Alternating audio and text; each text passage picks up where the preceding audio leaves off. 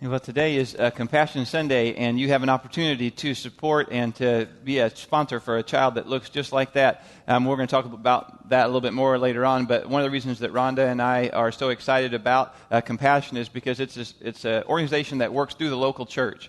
And so your $38 goes not just to provide school equipment and supplies and material things. It does that, but it doesn't just give them material things. It gives them and it connects them with a local church and gives them the hope of Jesus Christ, so that your $38 doesn't just give them hope in this world, which it does, but it also gives them hope for eternity as well. So that's an incredible thing, and we'll talk about that more a little bit later as the service goes on. Today, this morning, we are in the week 4 of a 5-week series called Do Something. And so if you're just checking this out now, first time in, you're kind of getting in on the caboose of the train, all right? And so I would encourage you to go back to our website and listen to the other ones. Hopefully you can kind of catch up with us. But kind of the premise of our whole series is that God has richly blessed us.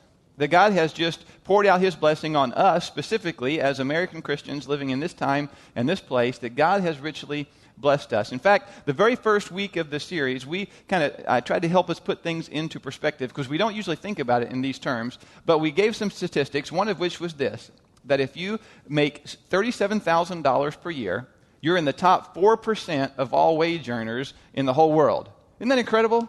$37,000, the top 4%. And if you're fortunate enough, blessed enough to make $48,000, you're in the top 1% of wage earners in the entire world. That's just incredible how rich we are, how blessed most of us are. And so while we can all point to someone and say, yeah, I'm not as rich as him, or I'm not as rich as I'd like to be, or as I'm going to be, or as I hope to be, the reality is, if we look at the big picture, compared to most people in the world, most of us are rich, aren't we? Compared to most people, most of us are rich when we take everything into consideration. And so it's over the last few weeks, we've kind of been reminding ourselves that we're so rich, even the problems, even the everyday frustrations that we have, remind us of the fact that we're rich. In fact, we've been encouraging you to use the hashtag #RichPersonProblem to help remind all of us that some of those daily annoyances actually are just a reminder of just how rich we are. Take a look at 3 that just some of you turned in this week.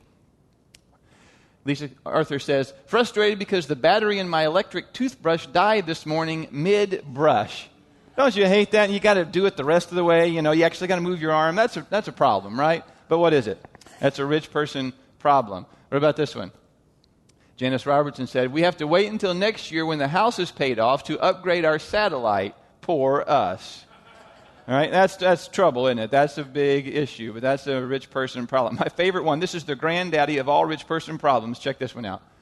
Carrie Evans says, tonight I ran out of bottled water and had to drink water from the tap. The horror. Remember when we all used to drink water from the tap? That's crazy, isn't it? But now we don't. Because why? Because we're rich. We buy bottles of water. It's a rich person problem.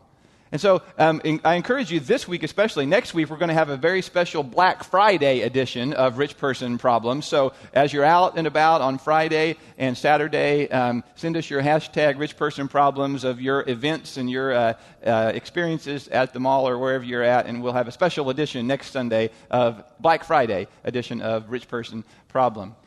But the reality is, and though it's funny to laugh at those kinds of problems, Jesus and the Bible make clear that because of our riches, because of our material blessings, we actually do have some problems. In fact, Jesus said our material wealth was the biggest thing that could keep us away from God. Jesus talked about money more than just about anything else because he knew that our possessions, our money, our wealth was the primary competition that God had for our heart.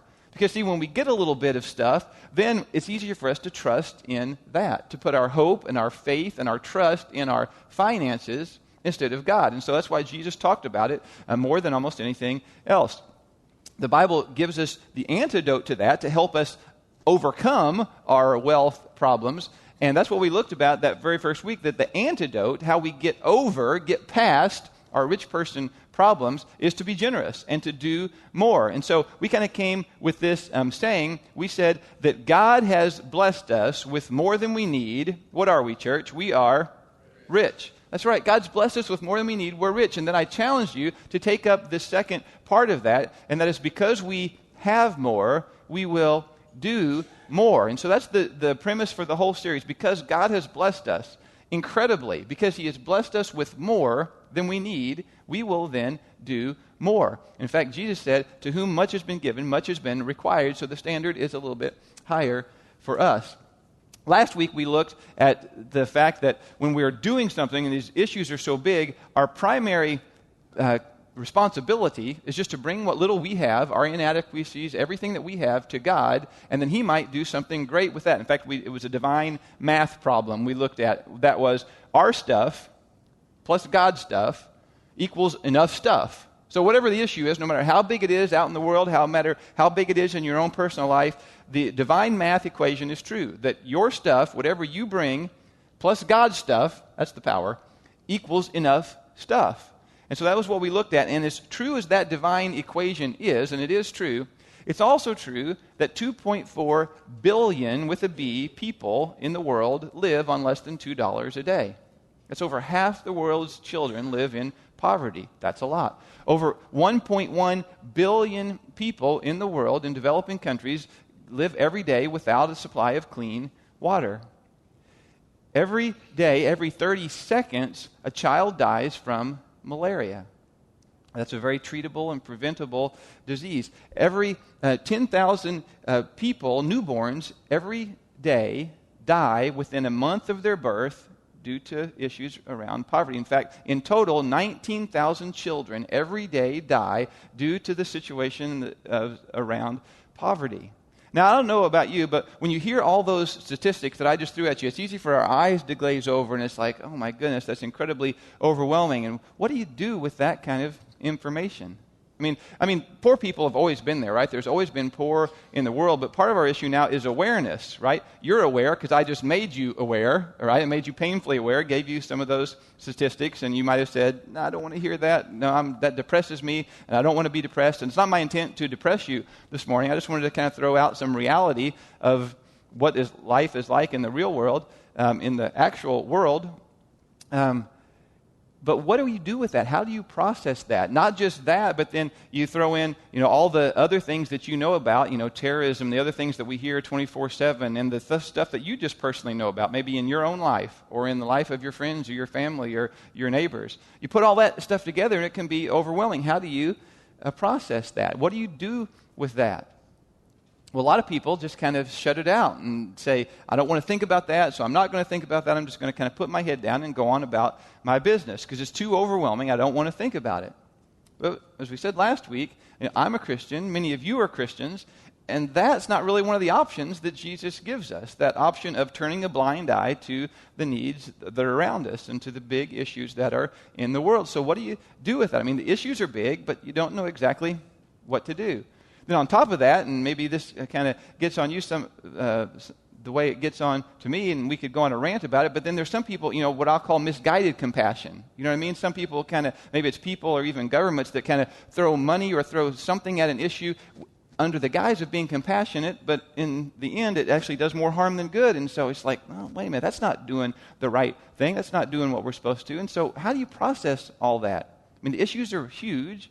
And what is it that we do about it? Well, fortunately, the Bible talks about that, gives us some direction. In fact, the Bible has over 2,000 verses that go directly toward the ideas of poverty and injustice. Over 2,000 verses. And so what do we do with those verses is the question. Last week, we kind of looked at a well-known story of Jesus feeding the 5,000, where the little boy brought his sack lunch to Jesus, and then Jesus did some incredible miracle and fed thousands and thousands of people with just that little bitty lunch. And we realized that no matter what the issue is, we just bring what we have to Jesus, and who knows, he might do something incredible with it. And that's certainly something for us to continue to remember. No matter what the issue is, just bring what you have to Jesus, offer it to him, and who knows, he might do something incredible.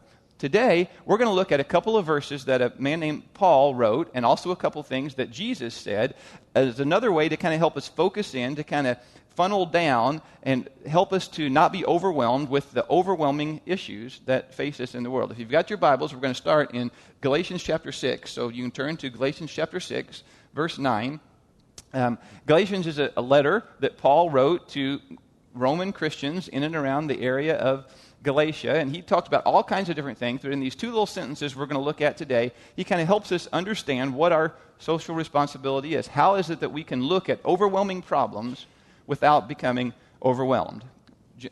Galatians chapter 6, verse 9 is where we'll start.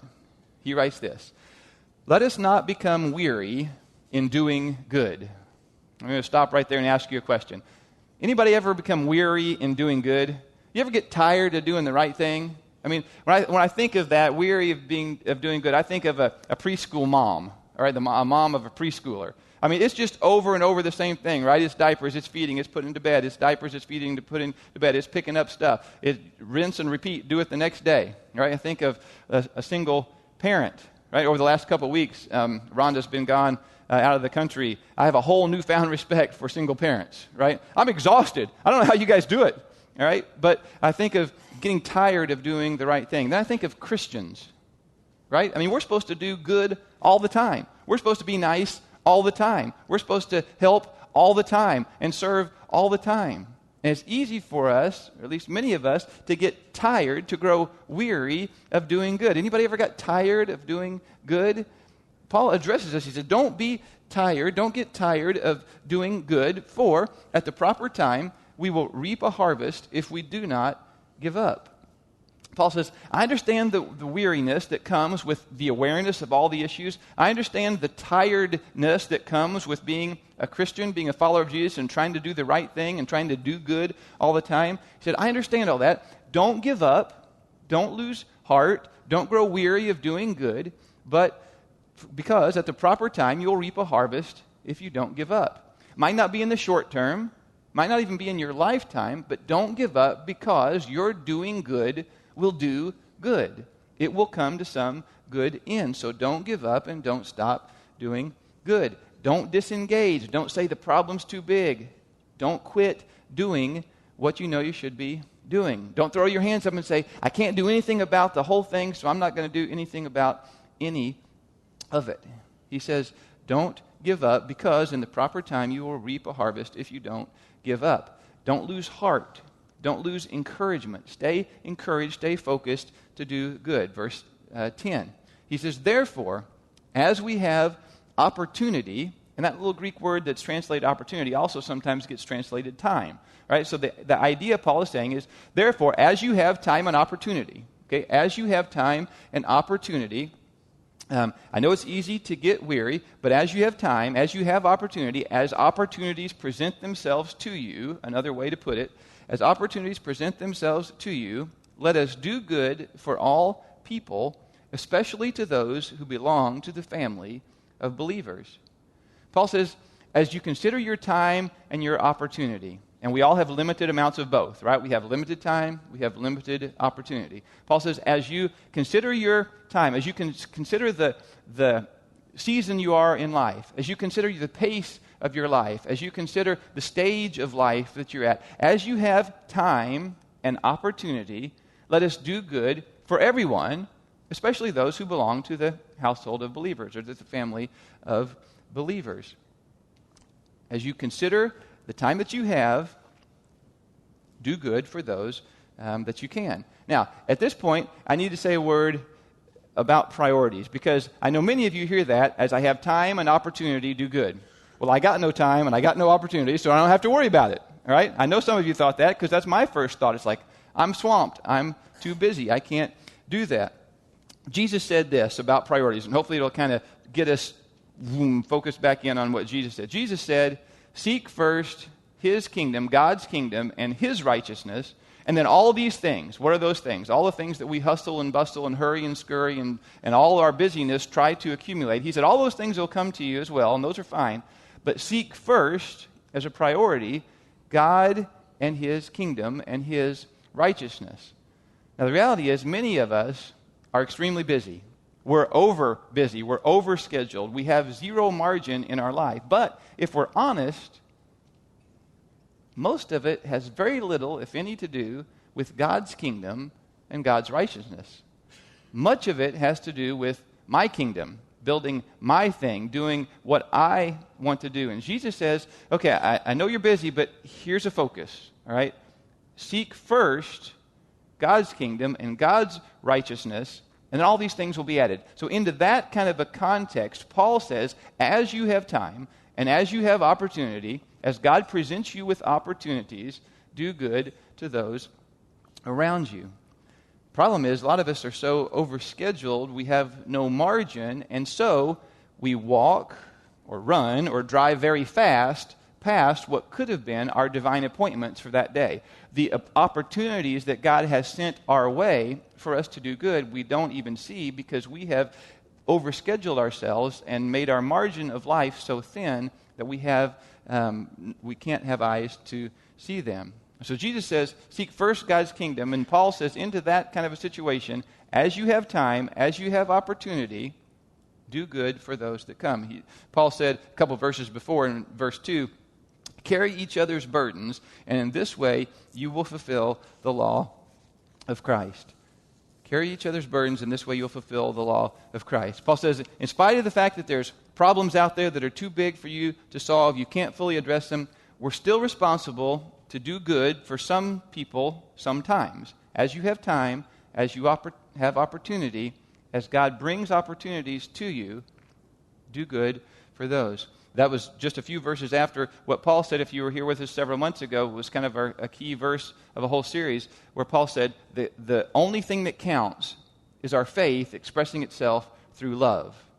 The only thing that counts as a Christian is our faith expressing itself through love. So as we have time and as we have opportunity, we want to do good because that is the only thing that counts is our faith in God expressing itself through love as we serve and do good for others. And that kind of brings us to our key thought for the day, and that's this, if you're keeping notes. Do for one what you wish you could do for everyone.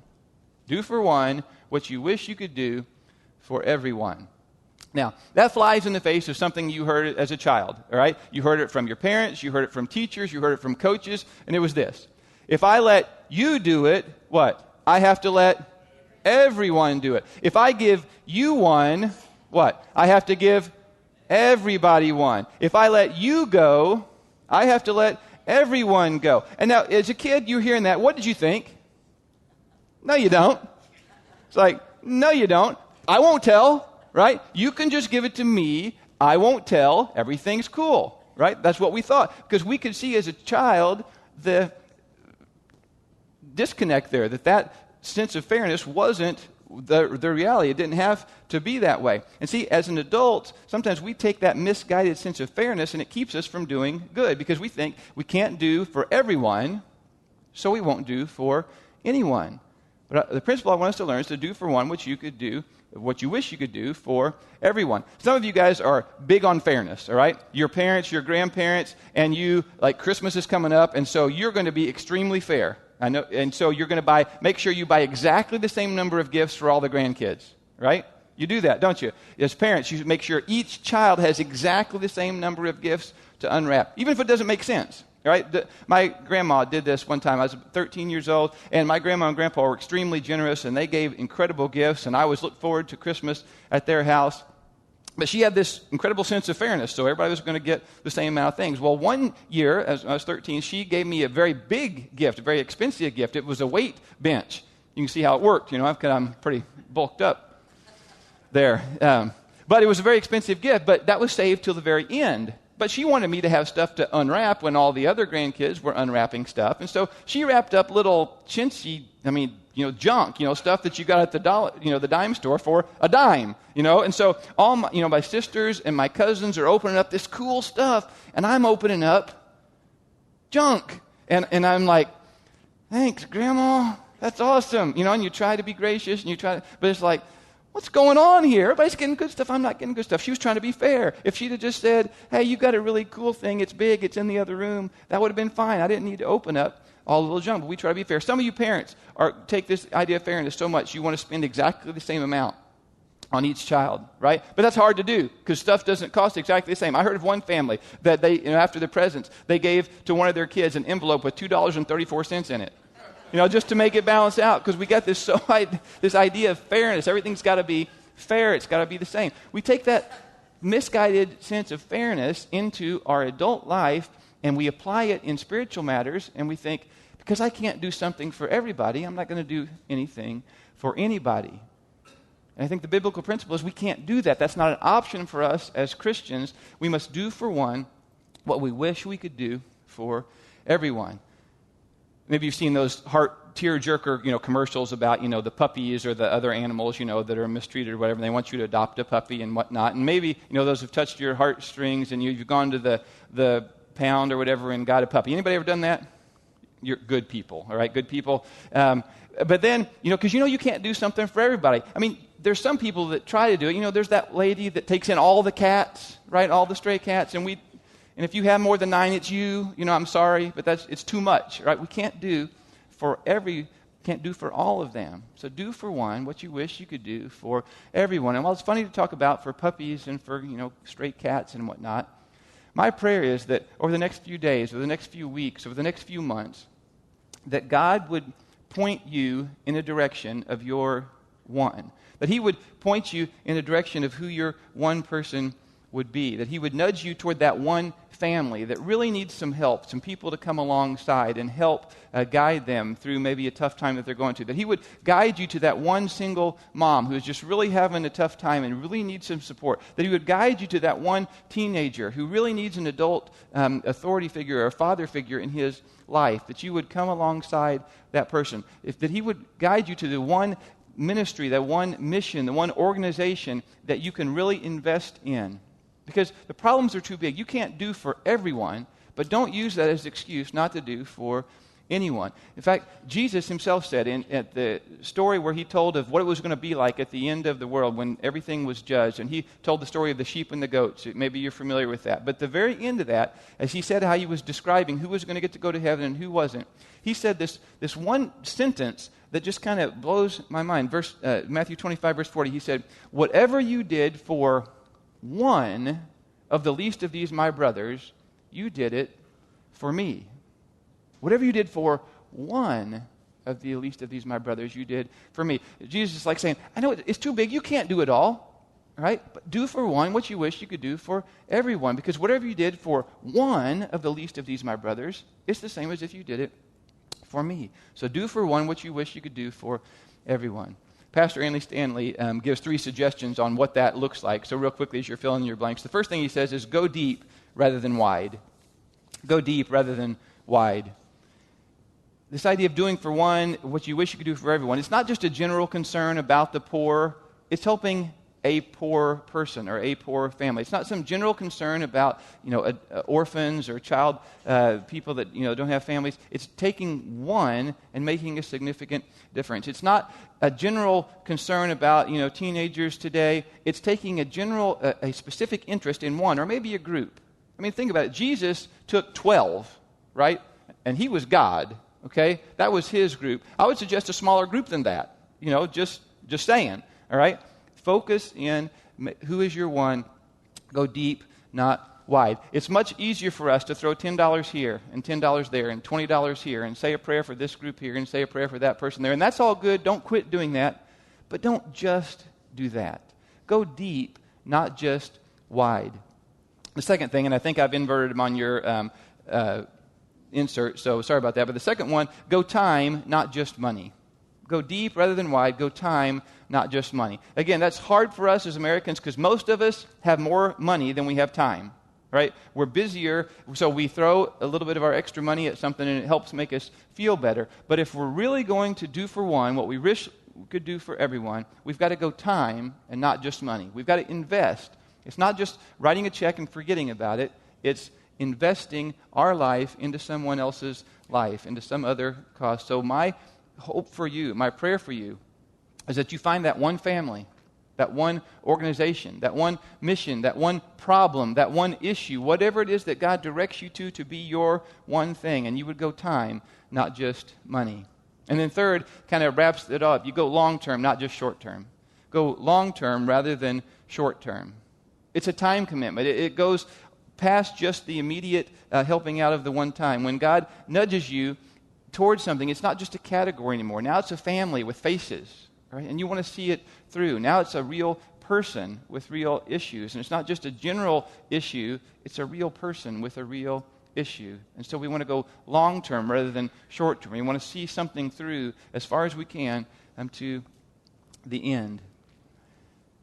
Make a commitment to go deep, to go long, to go time. And of course, when you do that, the money kind of comes along. But don't make it just be about money, because as long as it's just about money, then you'll miss the opportunities that God has for you, that He wants to use you to change not just the world, but perhaps you as well. And so that kind of leads us to our bottom line question this morning, and that is this: who's your one? Who is your one? Pay attention. Look around you. Be sensitive to where God is nudging you. Or maybe you already know. Maybe it's an easy one for you. But keep your eyes open to the needs around you. Caitlin Crosby, the girl I told you about last week that founded and invented this giving keys, she said this: there are locks all around you. Maybe you hold the key to someone else's future. So look around you. What is your one? What is your one that not God is nudging you toward? You can't, world poverty is too much, but you could change it for one. That reminds me of the oldest preacher story that there is. Maybe you've heard it if you grew up in church, but about the old man that was walking along the beach, and it was just covered with starfish that the tide had washed in. And so the old man, knowing that if the starfish were laying there as the sun was coming out and the tide had gone back, they would die. And so one by one, painstakingly, he would bend over and pick up a starfish and throw it into the ocean. Right? And so he was just doing that. And as he was doing that, a young fellow walked along, and he saw what the man was doing and saw the thousands upon thousands of starfish, and he called out to them, "Old man, what are you doing?" And the old man told him, it's like, if I don't get the starfish back in, they're going to die. And he said, "Old man, there's thousands of these. You're old. You can't possibly make a difference for all of them." And the old man kind of straightened up and thought about that for a minute. As he bent back down and picked up another starfish and threw it in, he said, "I may not be able to make a difference for all of them, but I made a difference for that one." And he continued on. What is your one? Who is your one? Think about that as you watch this video.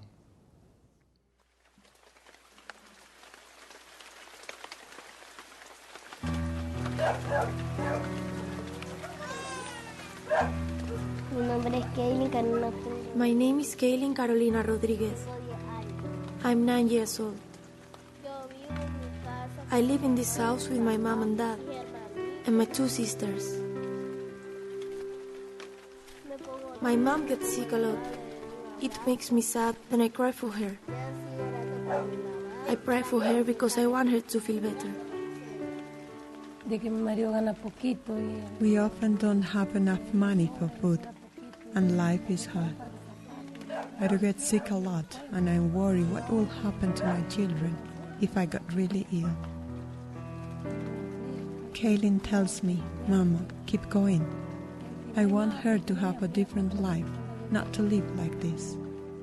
La historia de Kaylin's story is one we see again and again in this community. Poverty is extreme here, and it is the children who suffer most.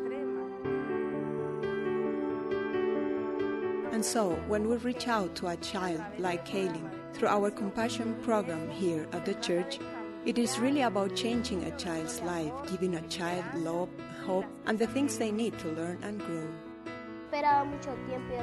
I've asked my mom why I've been waiting a long time and still don't have a sponsor. If I had a sponsor, I had them and tell them I love them.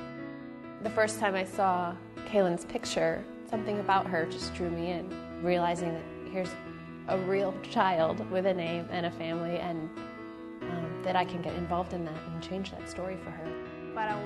To a child in poverty, having a sponsor sends a message that it's truly life-changing. It says, you are known, your life matters, you are valued and loved. I think Kaylin's major challenge would be feeling like she's worth anything. One of the worst things about poverty is that it steals from kids the one thing that God wants to bless them with so much of, and that's hope. So the fact that she's lived to the age of 10 in a hopeless situation is just, it's not right. And so I'm so excited that her life is about to change. Kaylin has been coming to the church for over a year without a sponsor. I know she has been praying for one, and today it is my great joy to give her the good news. God has answered her prayers.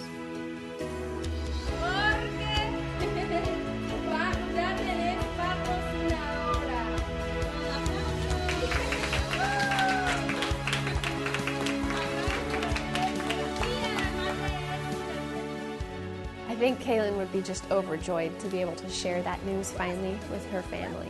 I would imagine it would be a very joyful time.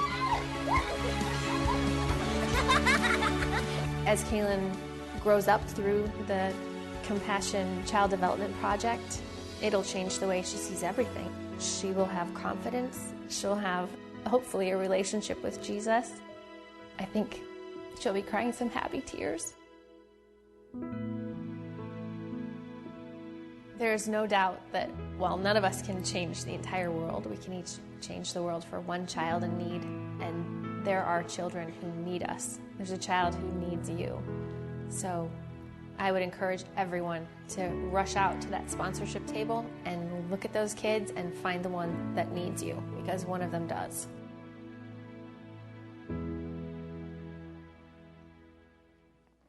So that's the question. Who is your one? I hope and pray that for some of you, it will be one of the children that are out there on that table. And you won't just take it and send your $38 in every month, but you will invest in that child, and you'll pray for that child, and you'll send correspondence to that child, and you will, in a very real way, adopt that child.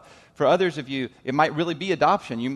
God might be nudging you to actually adopt a child, or for someone else to help someone who is thinking about adopting. Maybe you want to foster. Maybe it doesn't have anything to do with kids. Maybe your one, again, is that single mom that needs help. Maybe your one is the teenager. And if you wonder how to get involved with young people or teenagers, Kristen and Kevin would love to talk to you about how you can get involved in the lives of young people or teenagers. Maybe it's the neighbor, the coworker. I don't know who it is, but be open to the nudging of God and ask Him, who is your one? Who would He have you do for one what you wish you could do for everyone? Just imagine for a minute if each one of us did that, how we could change this community. If every Christian did that, how we could even change the world. But even beyond that, maybe even greater than that, as you reach out and do for one what you wish you could do for everyone, it will change your world. Would you pray with me? God, thank you so much for choosing us, for choosing me as your one.